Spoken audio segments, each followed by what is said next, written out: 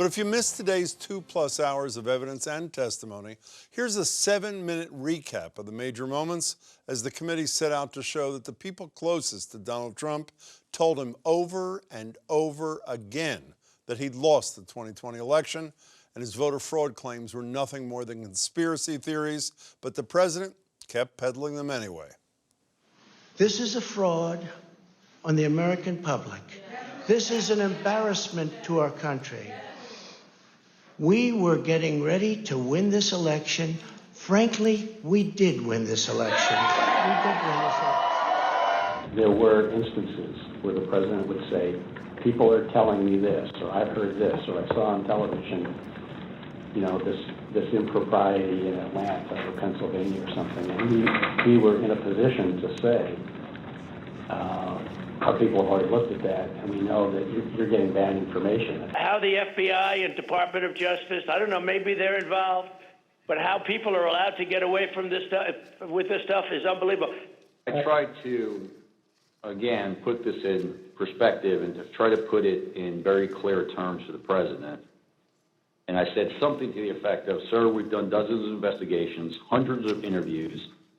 The major allegations are not supported by the evidence developed. I was somewhat demoralized because I thought, boy, if he really believes this stuff, he has, lost contact with he's become detached from reality. Today, the committee focused on picking apart the big lie, claim by claim, starting with one about the Atlanta election workers counting thousands of illegal ballots brought in via suitcases. We found that the suitcase full of ballots, the alleged black suitcase that was being seen pulled from under the table, was actually an official lockbox where ballots were kept safe. Unfortunately, during the Senate hearing, Mr. Giuliani only played a clip that showed them pulling out the official ballot box from under the table and referring to that as a smoking gun of fraud in Fulton County. But in actuality, in review of the entire video, it showed that that was actually an official ballot box that was kept underneath the tables. Nothing irregular happened in the counting, and the allegations made by Mr. Giuliani were false. Then there was the whole thing about a truck driver bringing in hundreds of thousands of fraudulent mail-in ballots from New York to Pennsylvania. This claim was by a truck driver who believed, perhaps honestly, that he had transported an entire tractor-trailer truck full of ballots from New York to Pennsylvania. And I essentially said, look, we looked at that allegation. We looked at both ends, both the people who load the truck and the people who unload the truck, and that allegation was not supported by the evidence.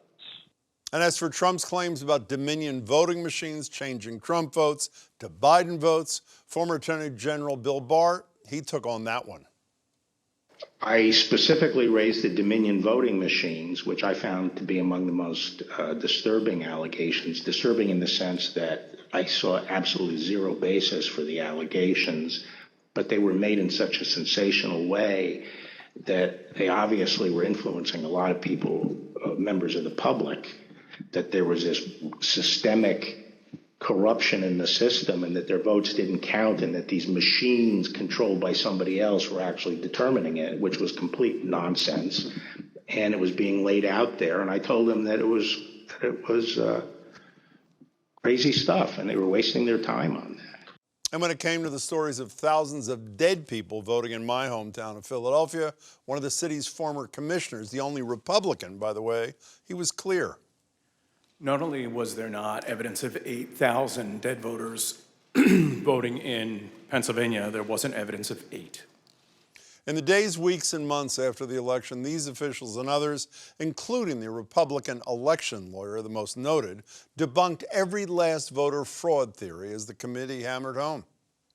Are you aware of any instance in which a court found the Trump campaign's fraud claims to be credible?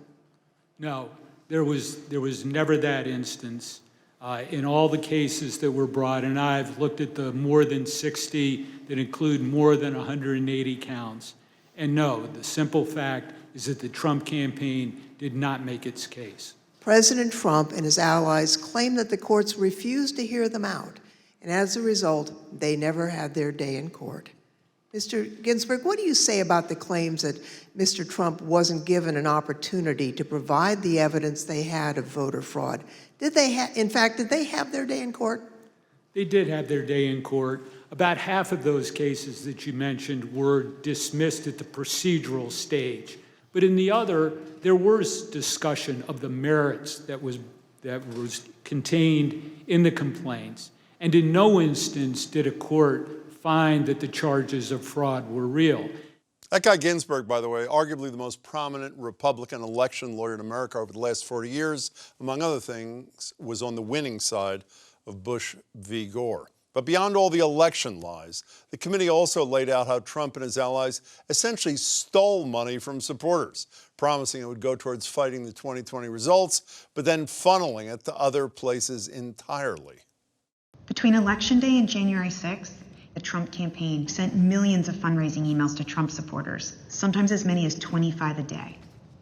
The emails claimed the, quote, left-wing mob was undermining the election, implored supporters to, quote, step up to protect the integrity of the election, and encouraged them to, quote, fight back, encouraging them to donate to something called the Official Election Defense Fund. The Select Committee discovered no such fund existed. On November 9th, 2020, President Trump created a separate entity called the Save America PAC. Most of the money raised went to this newly created PAC, not to election-related litigation.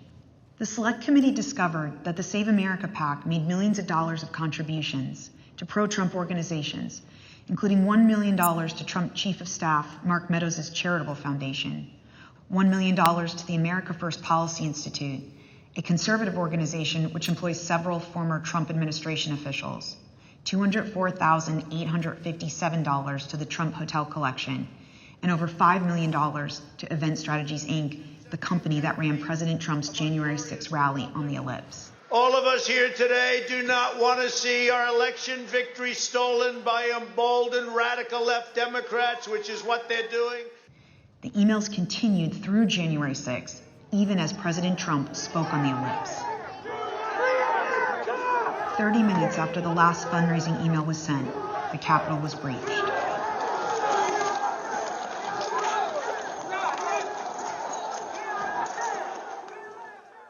$204,000 to the Trump Hotel Collection.